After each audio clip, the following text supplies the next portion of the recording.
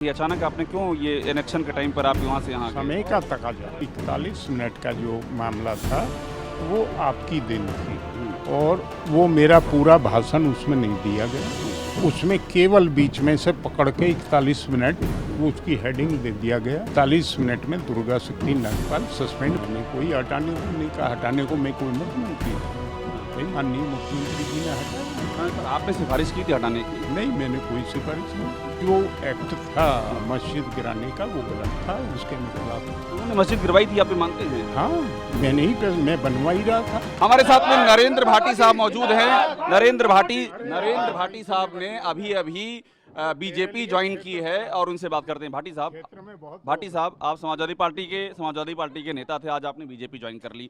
आपके साथ में एक बहुत बड़ा विवाद दुर्गा शक्ति नागपाल आईएएस का जुड़ा हुआ। आपने 41 मिनट में ट्रांसफर करवा दिया था उनका, तो वो जो 41 मिनट का ट्रांसफर था उस पर आज भी आप कायम हैं? ऐसा है, वो 41 मिनट का जो मामला था वो आपकी देन थी और वो मेरा पूरा भाषण उसमें नहीं दिया गया।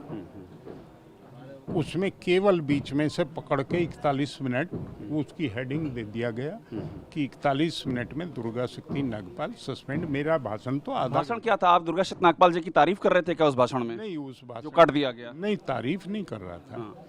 मैं आंदोलनकारियों को समझा रहा था कि आंदोलन की जरूरत नहीं है, गवर्नमेंट ने एक्शन ले लिया है, गवर्नमेंट ने संज्ञान ले लिया है। क्यों आप चाह रहे थे दुर्गा शक्ति नागपाल को हटाया जाए? क्यों विरोध कर रहे थे आप? मैंने कोई हटाने को नहीं कहा। हटाने को मैं कोई मुख्यमंत्री था। भाई माननीय मुख्यमंत्री जी ने हटाया। हाँ, पर आपने सिफारिश की थी हटाने की? नहीं, मैंने कोई सिफारिश नहीं की। अच्छा, तो आप क्या दुर्गा शक्ति नागपाल के काम के समर्थन में थे? आपको लग रहा था ठीक काम कर रही हैं? नहीं, उनका जो एक्ट था मस्जिद गिराने का वो गलत था, उसके मैं खिलाफ था। उन्होंने मस्जिद गिरवाई थी, आप मानते हैं? हाँ, मैं बनवा ही रहा था। आप बनवा रहे थे? क्या मानता? मेरा क्षेत्र है। हाँ।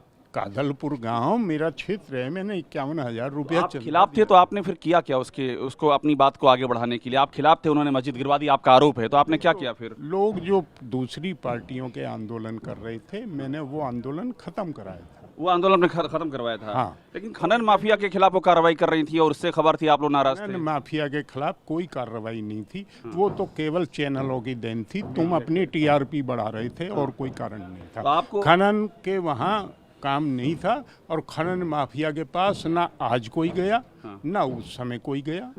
कोई खनन माफिया को हर जगह ये खबर आई और आपका ही बयान छपा कि आपने बात की थी नेताजी और अखिलेश यादव से उनको हटाने के लिए। नहीं, मैंने नेताजी से बात की थी। बात की थी आपने? हाँ, मैंने नेताजी से बात की थी और उनको अवगत कराया था कि ऐसी घटना यहाँ घट गई है और इसमें अधिकारियों से आप बात कर लें। और बीजेपी तब आपका विरोध कर रही थी, आज बीजेपी के आप साथ हो गए हैं?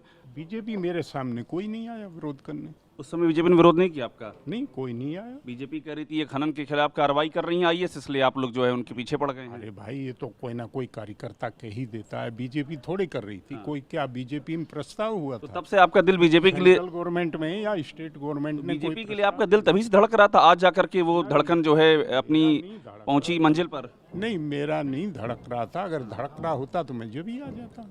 तो वजह क्या रही? अचानक आपने क्यों ये इलेक्शन के टाइम पर आप वहाँ से यहाँ? समय का तकाजा है।